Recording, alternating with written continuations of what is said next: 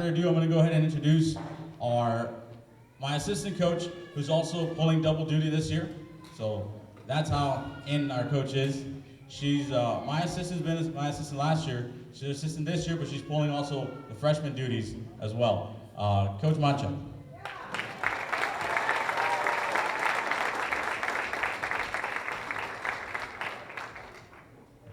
Hello, welcome. Thank you all for coming. Gracias por venir. It is going to be a long season. If you know Coach Pan, he has us working 24/7. Sean Elliott, thank you for coming. I grew up watching you, and it was like, let's go Spurs. So when Coach Pan came up with the idea of bringing Sean Elliott to C.C. Winn, Eagle Pass, Texas, awesome. And as we can see, there's lots of you here. There's lots of people, lots of support. Hopefully we can see you also in our games. Girls, we expect nothing but the best from you. We give it our best, so we expect that from you guys. The love that we have for our kids, for our girls, is the same love that we have for basketball. Coach Pang and I have been doing this for many years, and we just want to bring it up and get C.C. Winn Lady Mavericks where they belong. Thank you.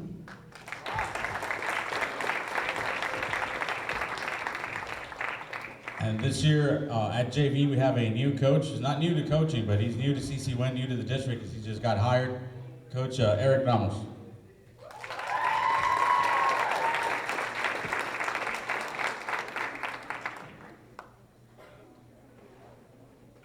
Thank you guys for having me here. Like Coach Banks said, it's my first year as a teacher, also to the district. And I'm very glad to be here, part of this Maverick team. I know that our girls are gonna go all out, even though our motto is going all in. But also, I'm happy to see that also our community is behind us, and they're all in, okay? Because our girls know that they can go all out, but our community is behind us. Okay? Without you guys, we won't be here. Okay? And our girls know that we have to go 100%. Okay? We expect 100% because they expect 100% from us as coaches. And I want to thank once again Mr. Elliot for coming by. And Ms. Macha, like we said, I grew up watching you also. And it's a good experience to be out here, to be in front of all of you. And hopefully we can bring out a lot of wins this year. Thank you.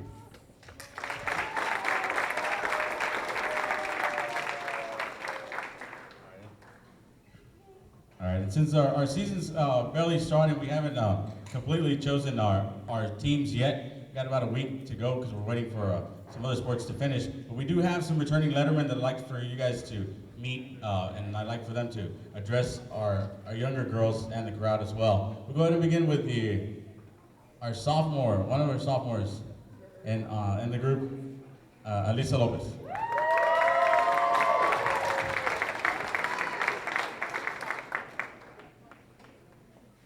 Hi, my name is Elisa Lopez. I am a sophomore and returning the.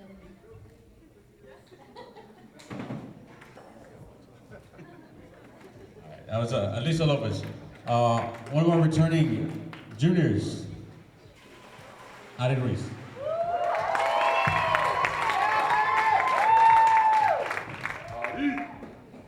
Hi, my name is Ariana Ruiz, and I'm a junior here at C.C. Winn High School, and this will be my 3rd year as a varsity starter.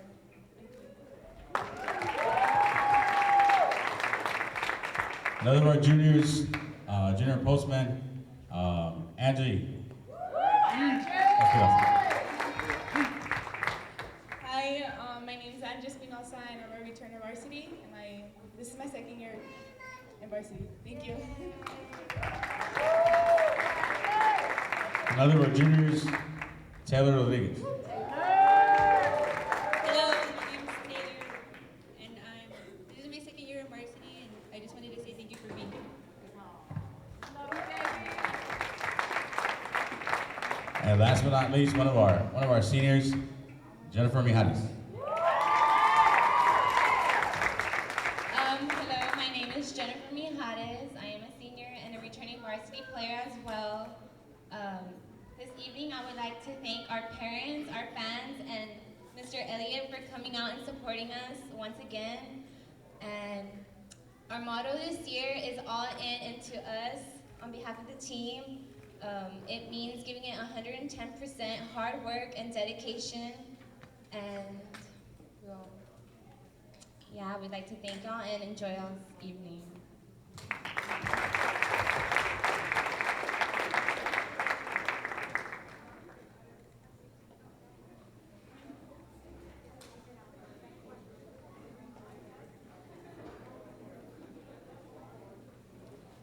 All right.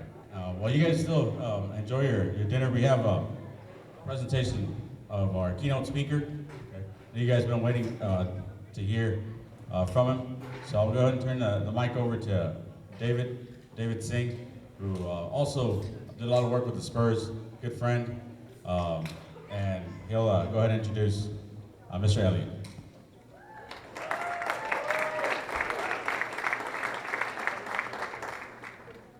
Good evening, everyone. My name is David Singh. I am with Amen Tutoring Athletics in San Antonio, but I am also a teacher. This is my second time to C.C. Winn High School, so I am honored to return. I'm introducing to all of you a gentleman who is very close to me.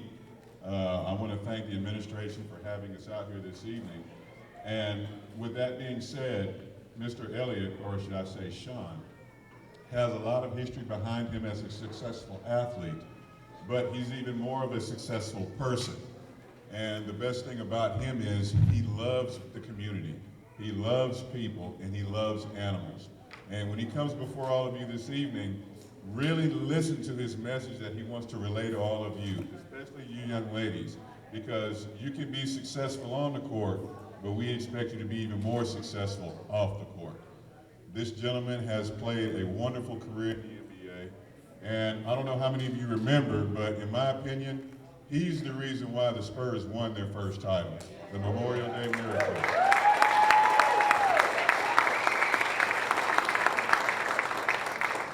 Now, I'm going to say this, and then I'm going to introduce you to Sean, but it was nice to hear many of you say that you grew up watching Sean. But we don't consider ourselves old. We'll just call ourselves experienced. But again, thank you for having us. And without further ado, let's give a loud round of applause for an NBA champion, an NBA All-Star, and a wonderful humanitarian, as well as my friend, Mr. Sean Elliott.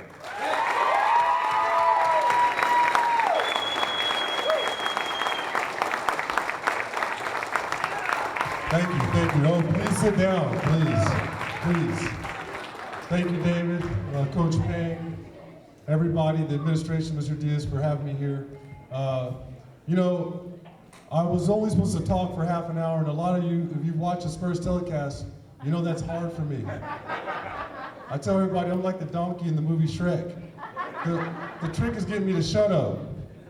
So, what I normally do is I talk and I tell you a little bit about myself and my story, and then I like to leave the floor open to questions, because everybody wants to ask a question. There's no such thing as a bad question.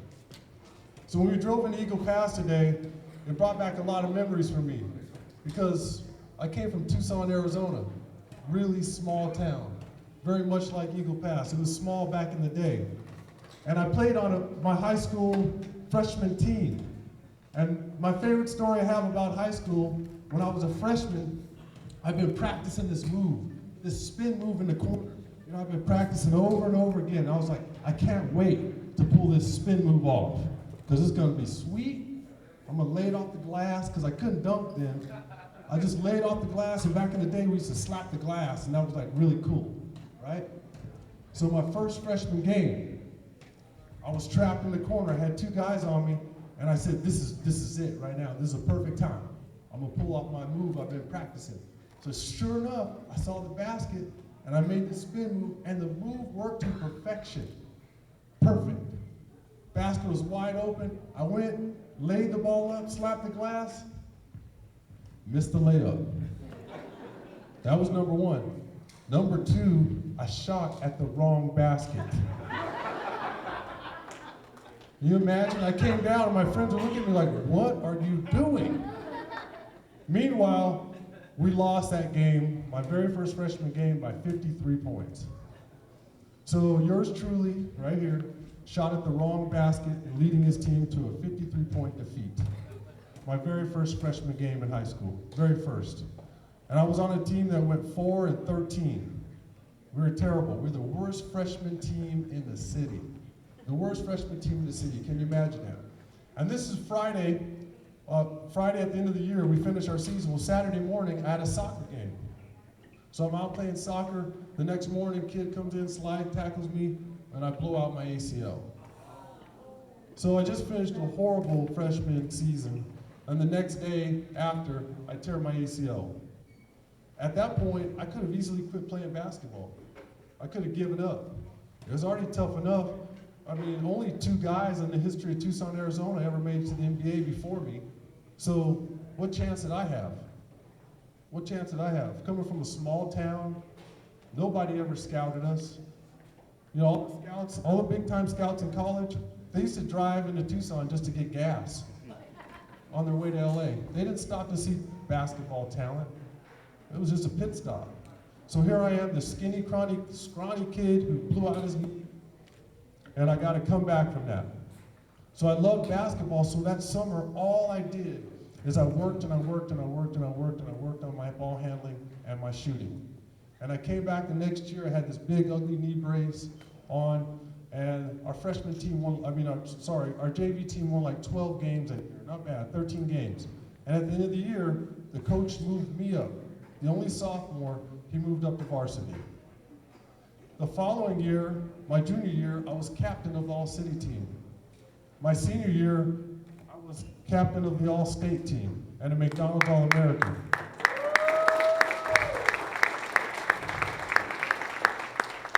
Coming from shooting at the wrong basket as a freshman, awful.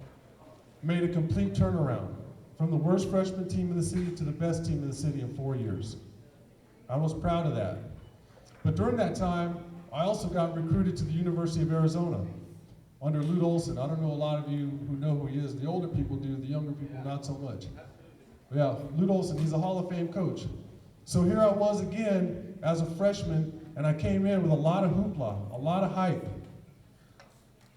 And I'll never forget my very first day of practice at the University of Arizona. As a matter of fact, they still talk about it in Tucson to this day. Because I was so bad. It's the truth.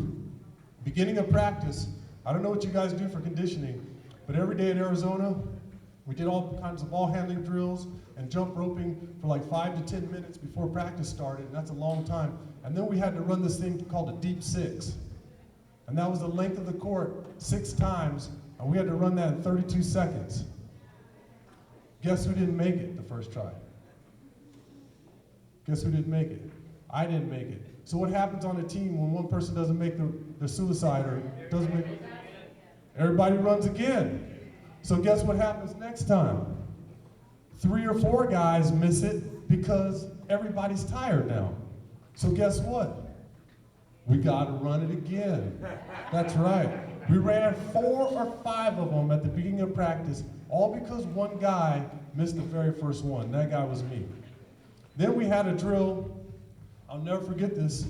We had a drill, there was a guy here and a guy, the cameraman.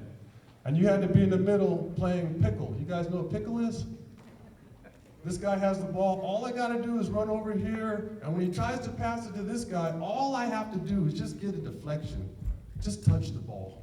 Just touch it. Keep your hands up. The coach is yelling, hands up, hands up. I'm going ball, ball, ball. I'm running back and forth like this, ball, ball, ball, ball. This guy passing the ball. About 10 or 15 passes, my arms, when he moved up, I was like, ball! They're just going, ball! I was just running back and forth, and the worst part about that, because I didn't know if I was going to feign, throw up, or do both at the same time, they had news cameras at practice. So there was this camera right there, it was only 2 or 3 feet away from me, and so I had to relive that whole ugly mess on the 10 o'clock news. There I was at 10 o'clock, Sean Elliott's first practice, hometown kid, and there I was, running back and forth like that, couldn't keep my arms up. It was one of the most embarrassing moments of my life. It was horrible. Here I was again, a freshman, going through the same thing all over again, trying to rebuild a program, and lo and behold, my sophomore year, we made the NCAA tournament. My junior year, we're the first team in Arizona history to go to the Final Four. As a matter of fact, Billy Packer, you guys know who Billy Packer is, a lot of you that watch NCAA tournament, covered in NCAA tournament for 30 years, said that our team had the best November and December in the history of college basketball. We were unranked to start the season. No one had even heard of us. And by the first week of December, we were ranked #1 in the country. We'd beaten everybody. We beat Syracuse, they were #1. We beat Duke, they were #2. We beat Iowa at Iowa, they were like 3rd in the country. We beat Michigan, all from this team that came out of nowhere, just like Eagle Pass. We came out of nowhere. Little team out of Tucson, Arizona. Surprised everybody. So my senior year, we didn't quite go to the Final Four. We went to the Sweet 16, but I was able to win a lot of individual awards. I won the John Wooden Award, which is the equivalent to the Heisman Trophy in college. I won 8 or 9 of the Player of the Year awards, and I was lucky enough at the end of my senior year to be drafted to the San Antonio Spurs.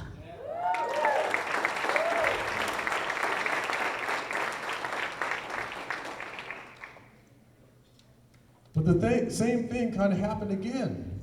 You can sense the reoccurring theme. I got here as a rookie. I'll never forget. My first press conference, I got here and I was really happy and everything, and I got on the plane, and the Spurs media, what they do for you is they save every article that was written about you after you were drafted.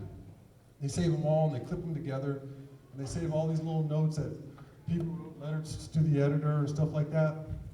And so I got on the plane to go back home, and I opened this packet and I started reading all these articles about me, and people were killing me. They were like, this pick stinks. Why did we pick this Sean Elliott guy? He's awful. We don't even know who he is. People were like, they had no idea. So here I was again in a situation, my first year into something where I had to prove myself again and overcome some adversity. All over again. It's not like I could come in here like, hey, you know, in high school I did this. Yeah. No one cared. When I came in, I could say, hey, in college I did this, no one cared. I had to prove myself all over again. All over again. And lucky enough for me, by my 4th year in the league, I was able to become an all-star. And then my 6th year in the league, I was able to become an all-star. And then in '99, we were able to win the NBA championship. But along the way, I had to overcome some adversity. I had to trade to Detroit, the Detroit Pistons. You guys remember that, some of you? Yeah. Here's a kid from Tucson, Arizona. My harshest days in the wintertime are 75. Okay? And I was driving to a game in Detroit one time, and the guy said, the wind chill factor is -50. I couldn't even function. Like, I couldn't even shoot. My legs, everything, it was ridiculous. And plus, I had a terrible team. I had teammates that we didn't get along so much. It was the first time I've ever had teammates where we kind of butted heads. So I had to overcome that and come back to San Antonio. And during that whole process, some of you know, I had been in and out of the doctor's office. And the doctors were telling me that my kidneys were failing. So I had to live with this for a few years until '99. I'd been able to manage it pretty well. I was taking medication every day, taking a lot of medication to keep my blood pressure under control and try to keep my kidney function at a good enough level where I could play.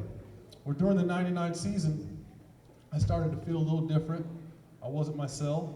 So I went back to the doctor, and the doctor took a blood test, and he said, okay, I'll call you tomorrow. He calls me the next day. He said, hey, you better get back in my office. So whenever a doctor says that, obviously that's not a good thing. So I walked to the doctor's office, and I don't know if there are any medical professionals here at all, but there was a measurement where they take your blood, and there's this thing called creatinine. I'm not gonna bore you with this. And most people that walk around and they're healthy, their creatinine is like 1.0 or 1.5. Mine was 7.5. And to put it into context, after I had my kidney transplant, everybody called me from around the country if they're gonna have a kidney transplant. I talked to George Lopez numerous times about his kidney transplant.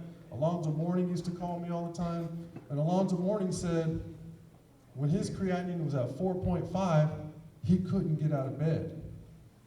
He could not physically get out of bed. Well, at that point, when I went to the doctor's office, my creatinine was over 7. This is in March of '99. So in May of '99, when I made that shot, the doctor said later on, he said it was a miracle, not because he made the shot, it was a miracle that he was even on the floor. And at that point, my creatinine was well over 8. When I go talk to doctors and I do grand rounds at hospitals, because I do that all the time, I tell them, I played in the NBA Finals and my creatinine was over 9. The whole room just groans. They can't believe it. I don't know how I did it. I think it was maybe all those years of adversity, growing up in Tucson where no one pays attention to you, and you want that spotlight, and you have to work hard, being an awful freshman with a bad knee, to work yourself up to be one of the best players in the country. And then the same thing in college, and the same thing in the NBA. It all prepared me for that moment in my life, where I was able to tackle adversity, where I didn't feel sorry for myself, and I picked myself up and I was ready to go out there and play no matter what. Fortunately, a lot of you guys know the story. We were able to win the NBA championship. I had my kidney transplant, and I came back to play about 7 months later, 7 months after that. So for me, it was a long and tough journey, but it was well worth it. And one thing that I want to tell a lot of you girls, personally from my experience, again, growing up in a small town, is, I ran into all kinds of obstacles. I wanted to go to the 5-star basketball camp. I don't know if any of you heard about that. It was a 5-star basketball camp. It's an all-star basketball camp for great high school players. And there's one guy in my town who had gone to that camp, and my mom went to his dad, and she said, "Hey, my son wants to go to the 5-star basketball camp." And my friend's dad said, "Your son's not good enough." People didn't believe in themselves because they came from a small town. This is the weirdest thing. Growing up in a small town, people were afraid to dream big. They were afraid to dream big. They always thought that they were just going to be there just because they belonged there. They were afraid to take a chance, and they didn't believe in themselves. So my thought for you is, even though you're from Eagle Pass, don't afraid to dream big. Don't be afraid of that.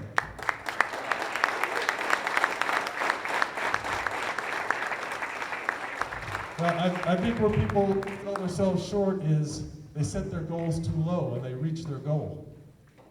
And that's a fault. You should set your goals high. Set them impossibly high. That's okay if you don't reach them. You're still going to be better off than if you set your goals low and you attain them.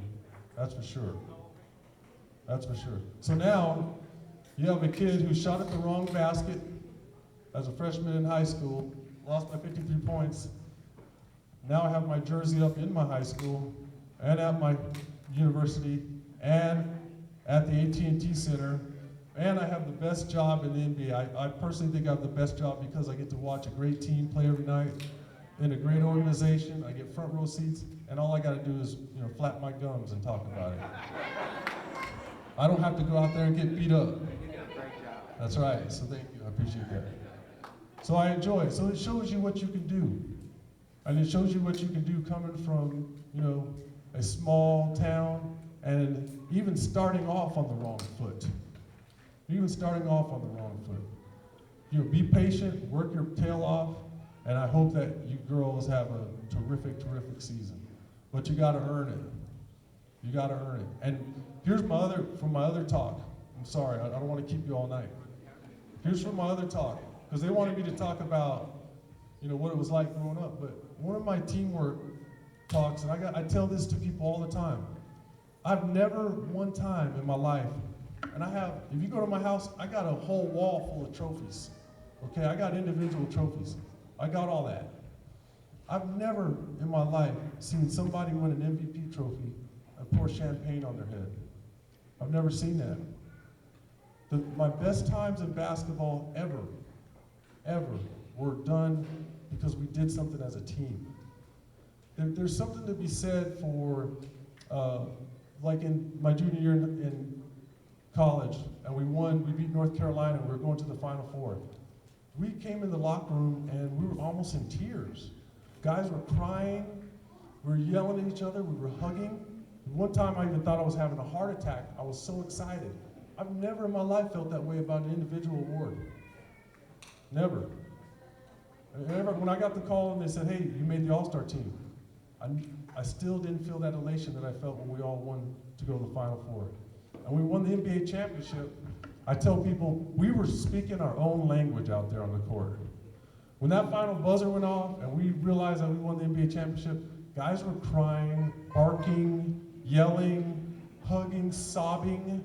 It was, you had to be in it to even understand what we were saying to each other. We were like, "God, David, I love you." That's how we were. But when I won the John Wooden Award, which is my prized possession at home, when I won that award, I didn't have that same type of feeling. There's nothing like doing it as a team.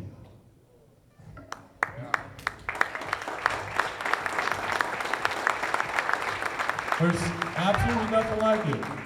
I don't care. You can win all the individual awards you want. You win something as a team, it's all of you together. It's the best feeling you could possibly imagine. It's harder for young people to realize that. It's hard for young teams in the NBA to realize that. That's why young teams are terrible in the NBA, because everybody wants to be a star. They don't want to share the ball. That's why all the old teams, like us, the Spurs, they call us old. Tim Duncan doesn't care. Timmy doesn't care if he makes the All-Star team, I promise you this year. He does not care. He probably doesn't even want to make it. Truth be told, he wants to spend that time with his kids and get his days off. He doesn't care about that individual stuff anymore. It's about winning and doing it together. So don't forget that.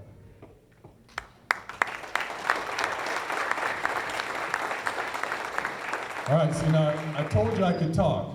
And I could keep going.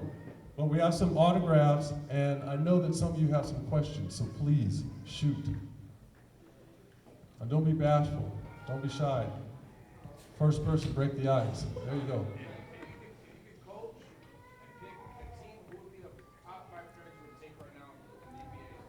If I could coach and pick a team, my starting five right now, obviously it'd be LeBron James.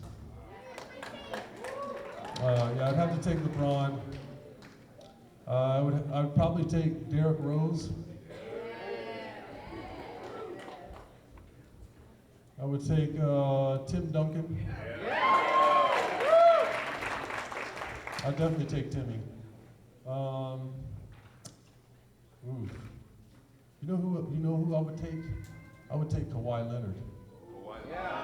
Yeah. I've been trying to tell people, but they're not listening. I try to tell people. I told all my friends last year, all the national media came in for the playoffs. I said, Kawhi Leonard, watch him. They're like, Kawhi who? Kawhi? Kawhi? Yeah. Yeah, he doesn't beat his own chest. He just plays, and he's got the physical tools when you watch him. His arms are incredibly long. He plays like he's 7 feet tall. A great coach told me one time, who's ever gotten a rebound with their head? Has everybody gotten a rebound with their head? Has anybody ever blocked a shot with their head? You have? You must jump pretty high. So who's blocked a shot or gotten a rebound with their head? No one. It doesn't matter what you're listed at. That's just for people to look at and go, oh, this guy's 7 feet tall. No, it's your reach and your range. And so Kawhi Leonard's only 6'7" or so, but if you put him next to me and I'm 6'9", his arms are taller, so he plays bigger. So forget about what he's listed. The guy is a monster, and I think a lot of people are starting to realize what a great player he is. And now I got one more, right? Yeah, one more. There'll be a power forward or a center. Oh, I would take Kevin Durant. I would just play small. I'd play small ball. I'd beat everybody. Yes.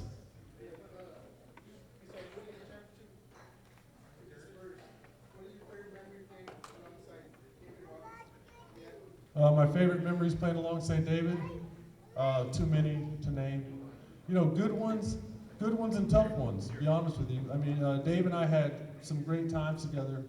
And, the thing that I think bonded David and I together is that we went through the ups and downs together. I was next to him on the plane every day when Houston was beating us and Akeem gave us 42 points. That's tough. That's tough. And Big Dave felt responsible for that. I'm like, Big Dave, did you see the shots the guy was making? We were all draped over the man. He was just having an unbelievable series. And then I've been with Dave when we beat several teams in the playoffs and the guy's making unbelievable plays down the stretch and blocking every shot that everybody throws up. So I think too many to name. But if you had the cherry on top, it'd be the NBA championship. Two-part question. Yes. First of all, your position on the Spurs was? I was a small forward. What is Danny Green? Danny Green is a two guard. Yeah. Okay, first of all, compare your experience. You shot the three balls very well to what he accomplished this year. Danny's a better three-point shooter than me. I'll tell you that right now because I got the majority of my threes in the corner. I didn't like to shoot the top three because it's a longer shot. And I especially hated the wing three. So I hated that shot. I would always gravitate toward the corner. And the backboard helped also line me up. So, I think Danny's a more versatile shooter than I ever was, especially around the perimeter, around the top of the key area. He's got a great release, he's got a great stroke, and he's got to stick to that and not try to do too much. And I think if Danny does that, he's going to have another year where he hits, almost 200 threes. He's pretty remarkable in the playoffs. Yes, sir. What do I think about Kobe? He's good. Kobe's good. He plays for the Lakers though, so we can't talk about the Lakers too much. All right? Yes, sir. What was your favorite coach? My favorite coach? It's a good question. I love Coach Lute Olson at Arizona, and I was with him for 4 years, and I love Pop and Larry Brown, and Pop is one of my favorite people, not just one of my favorite coaches. But without Lute Olson, I would have never made it to the NBA in the first place. Yes, sir. How did I get so good? That's a good question. I tell you how. I practiced. How's that? I didn't wish for it to happen. I didn't hope for it to happen. I practiced every day. Every day. My friends told me, in between my sophomore and junior years where I really got better, and what happened is I went to the gym. My mom bought me a bus pass. So I didn't need a car to get to the gym. I don't want to go all old school on them, Like your parents, I walked 7 miles in the snow to get to school. You've always heard that story, right? So I would always tell my mom I need a ride to the gym, and she got tired of taking me, so she got me a bus pass, and I went to the YMCA every single day. Every single day. And I would get to the gym from 2 to 4, that's when all the pickup games stopped, and I would practice myself. I would put myself through drills for 2 hours. I would spin the ball to myself, catch it, shoot it, I'd work on my ball handling.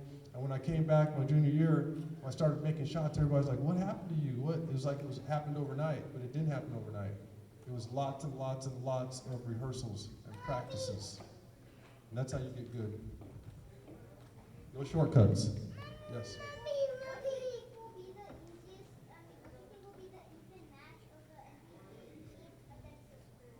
Will it be an even match? Oh, that's pretty good. Oklahoma City's an even match for us.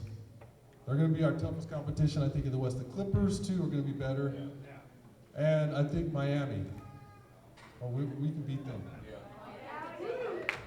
Yes, sir. Sean. Well, I think you guys saw that series. You guys saw the Heat series, and a lot of us feel like we won that series. Do you believe that the NBA has bias or prejudice for the larger market teams and the smaller market teams? Well, I used to believe that as a player. I did. And I don't even know how to answer that without getting fined. So I'll just say that I don't know.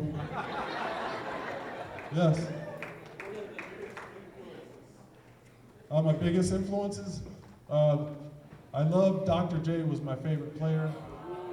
But, you know, my biggest influence in my life was my mom. Because, yeah.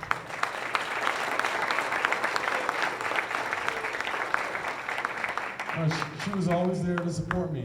You know, I grew up, my mom and dad divorced when I was 10. It was me and my 2 older brothers, and my mom, to make extra money, would work the graveyard shift at the hospital. So she left the house every night at 10:30 with 3 teenage boys. Who could do that nowadays? We never threw one party. We never, ever, ever had a girl over at our house after our mom left. We respected her too much. So we could have friends over, no girls, sorry. And, you know, she just laid down the law. She wasn't having any of that. And, you know, we respected her, and we respected the fact that in order to feed us, she got up at 10 o'clock at night, left at 10:30 to work 11 at night to 8 a.m. the next morning, every day. Yes, no more. Yeah.